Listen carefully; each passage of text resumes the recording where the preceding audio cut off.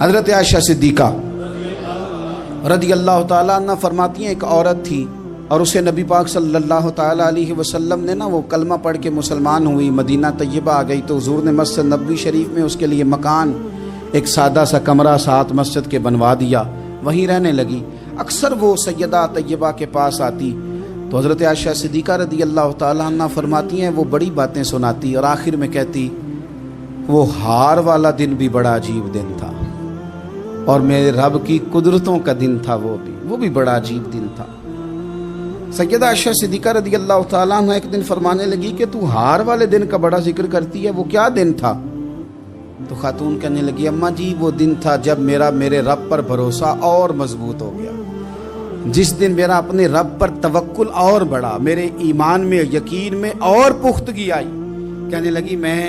ایک گھر کی کنیز تھی، نوکرانی تھی، اس گھر میں ایک بچی تھی جس کے پاس سونے چاندی ہیرے جواہرات کا ہار تھا۔ اس زمانے میں چمڑے کے اوپر لوگ ہیرے جواہرات لگاتے تھے، کئی دفعہ سرخ رنگ کے چمڑے پہ لگائے جاتے تھے، وہ بچی پہنتی تھی تو کہتی ہیں وہ بچی کے اس نے اتار کے رکھا یا اس سے گرا وہ ہار تو چیل اسے اٹھا کے لے گئی گوشت سمجھ کے اور میرے سامنے اٹھا کے لے گئی۔ گھر والوں نے مجھ سے پوچھا، یہ بخاری میں موجود ہے، گھر والوں نے پوچھا مجھ سے کہ وہ ہار کہاں ہے تو میں نے کہا چیل اٹھا کے لے گئی۔ گھر میں کچھ چوری ہو جائے تو سب سے پہلا الزام کس پہ لگتا ہے؟ ملازمین پہ۔ کہتے انہوں نے مجھے بڑا مارا، بڑی تکلیف تھی، حتیٰ کہ میری شرمگاہ تک کی تلاشی، میری عزت اتنی خراب کی میں بتا نہیں سکتی۔ میں نے اپنی زندگی میں ایک واقعہ دیکھا،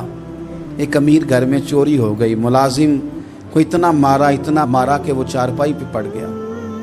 پولیس والوں سے اتنی مار پڑوائی گئی کہ وہ بیچارہ چارپائی پہ پڑ گیا اور پھر وہ اتنا بیمار ہوا اور کچھ دنوں کے بعد پتہ چل گیا کہ چور تو اپنا بیٹا ہے ان کا، پھر اس کا انتقال ہو گیا۔ اب وہ سیٹھ صاحب اور گھر والے آ کے مرنے والے کے کان میں معافی مانگ رہے ہیں، کان میں۔ تو میں نے ان سے پھر کہا تھا کہ یہ تو اب چلا گیا ہے، تمہارا زور چلتا تھا نا تو تم نے قانون خریدا اور تم نے اسے جتنا ہو سکا تم نے اسے مار پڑوائی، تمہارے پاس جو عدالتیں تھیں تم نے وہاں کارروائی کی، اب ایک عدالت قیامت کے دن لگے گی۔ یہ کمزور تھا نا، کچھ کر نہیں سکا۔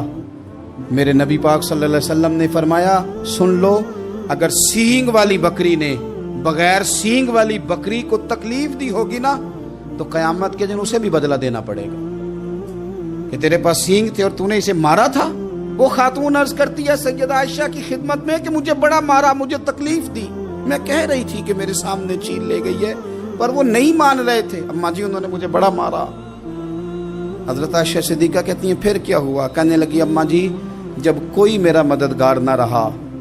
مجھے تکلیف دے رہے تھے، رسوا کر رہے تھے، تو میں نے اپنے رب سے مدد چاہی، میرے رب کی طرف میں نے توجہ کی، میں نے کہا مالک اب تو ہی میرا مددگار ہے۔ کہتی ہے وہ مجھے مار رہے تھے تو وہ چیل جو ہار لے گئی تھی وہی لے کے واپس آ گئی اور ہمارے سروں کے قریب لا کے اس نے جب اس ہار کو پھینکا وہ مجھے چھوڑ کے سائیڈ پہ ہوئے،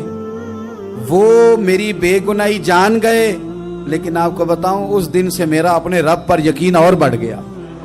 مجھے سمجھ آ گئی کہ جب انسان پورا ٹوٹ جاتا ہے اور جب کوئی چاروں جانب اس کا مددگار نہیں ہوتا تو رب تو ہوتا ہے نا، اللہ تو اس کا مددگار ہوتا ہے نا، وہ تو پھر اپنے اس بندے کی مدد کرتا ہے نا، پھر وہ تو توانائی دیتا ہے نا، وہ تنہا نہیں چھوڑتا، وہ تو آنسوؤں والوں کے آنسوؤں پہ بڑا کرم فرماتا ہے، وہ تو قسم پرسی میں آ جاتا ہے، اس کی رحمت بڑھ کے استقبال کر لیتی ہے۔